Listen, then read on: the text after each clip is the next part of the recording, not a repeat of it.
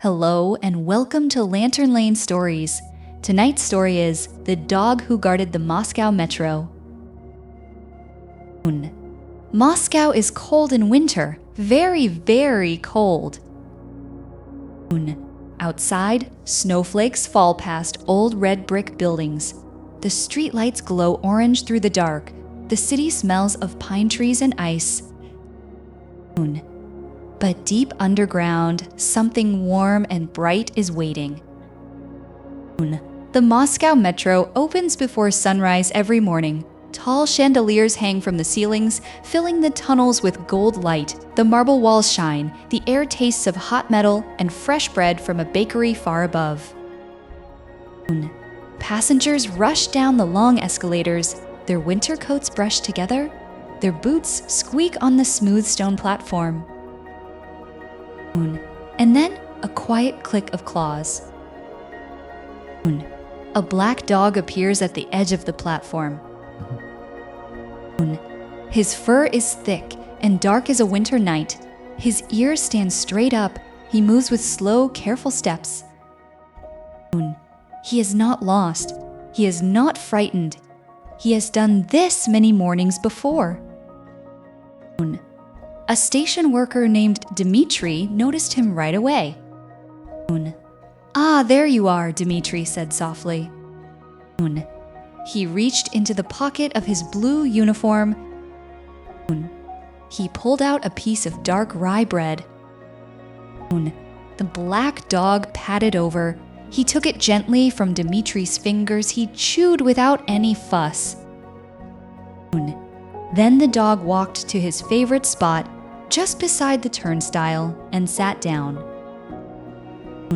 He watched the passengers stream past. He watched a train pull in with a whoosh of rushing air. He sniffed once. "Not this one," his nose said. "Not yet." The doors slid closed. The train moved away into the dark. The black dog settled deeper onto his paws and waited. A biologist named Andrei Poyarkov loved Moscow's street dogs.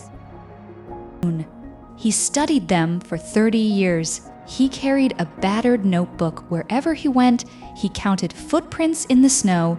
He sat on cold benches and watched.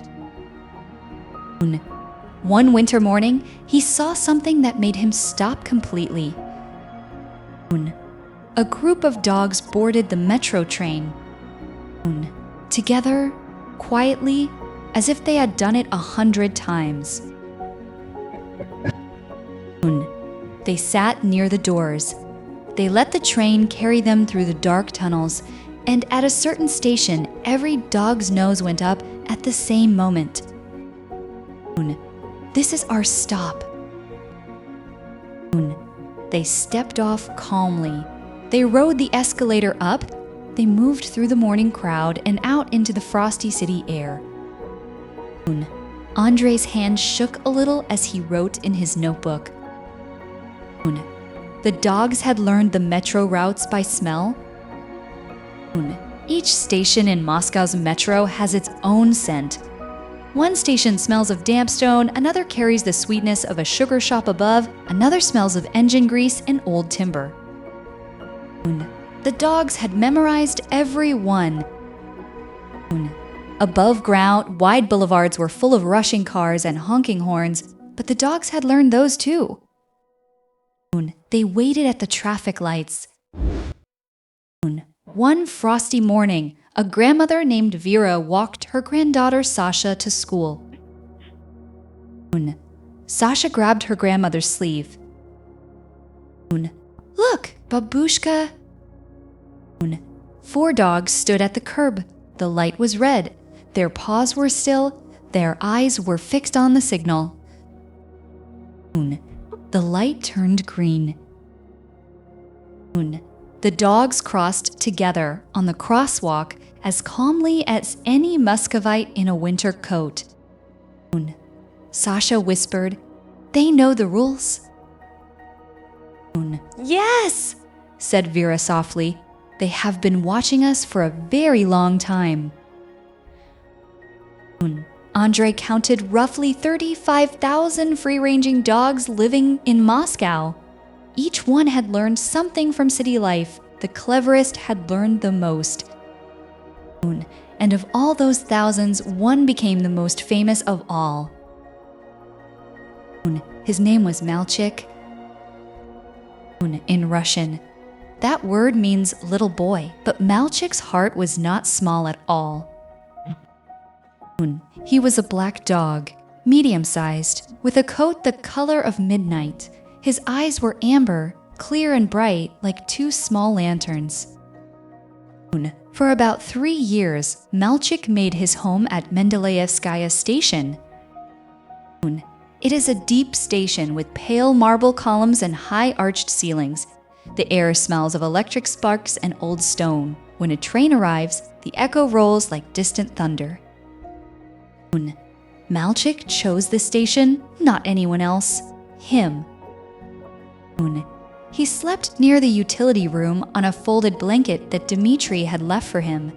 He ate whatever the workers brought: dark bread, soup scraps, a bit of sausage wrapped in paper. But Malchik was more than a resident. He was the station's guardian. When other stray dogs wandered in from the street, sniffing at passengers and making a fuss, Malchik was already moving. His body went very still, his ears tilted forward, his eyes locked on the newcomers. A low certain sound rose from his chest, not a bark, just a signal. The other dogs always understood. They turned and left. One evening, a man stumbled onto the platform. He was bumping into people and making everyone step back. Malchik walked directly in front of the man and stopped.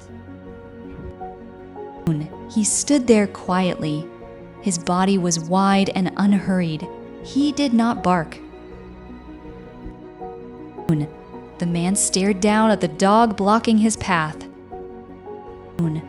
Something about those steady eyes made him go still. He sank onto a bench. He put his face in his hands. A station worker came and helped him find his way. Later, Dmitri crouched beside Malchik and scratched behind his ears. "You do that better than I do," Dmitri said. Malchik's tail thumped twice on the marble floor. Regular passengers knew Malchik well. The Tuesday lady always brought scraps of chicken. A young student came on Wednesdays with cheese. A baker from above sometimes left a small roll near the entrance door. Malchik never jumped, he never pushed or begged. He sat, looked up, and waited. He accepted what was offered with complete quiet dignity. An old professor named Ivan rode through the station every morning on his way to the university. He stopped each time. "Good morning, Malchik," he said. "Is everything in order?" Malchik would look up at him, blink slowly, and settle back into his watch. "Excellent," Ivan always said. "All is well." And off he went, feeling better about the whole day. Then one day, Malchik was gone.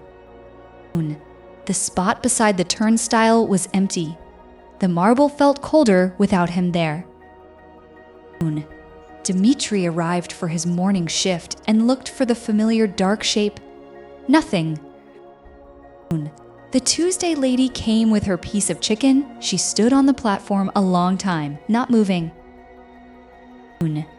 Many Muscovites heard what had happened and felt deeply sad. They wrote about Malchik in newspapers. They talked about him on the train. They did not want him forgotten. The city listened. In 2007, a bronze statue was placed at Mendeleyevskaya station. It is a dark, handsome dog sitting near the entrance. His ears are upright, his gaze is straight ahead, his body is still and watchful, exactly as Malchik always was. Today, anyone who visits the station can find him.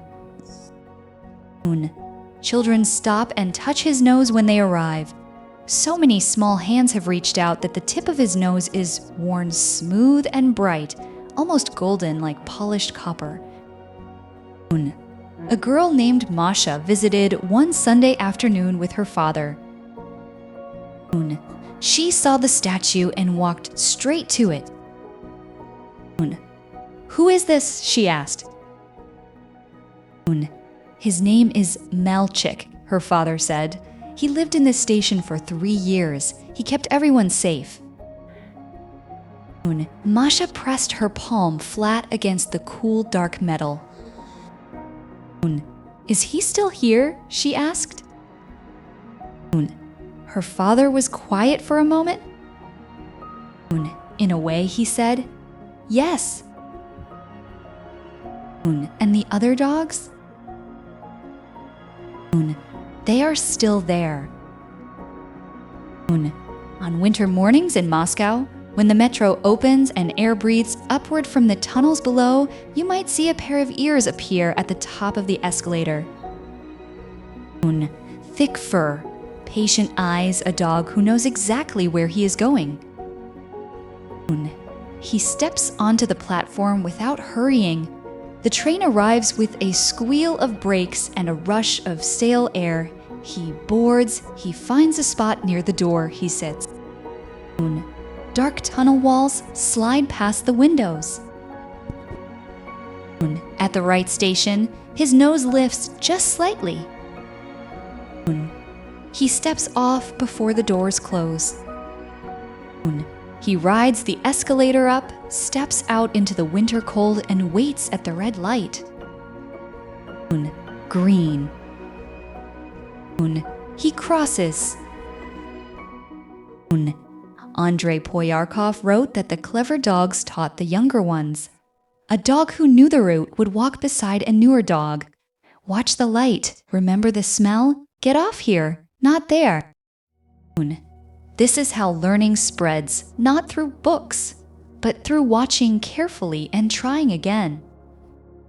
The dogs of Moscow have been doing this for many years.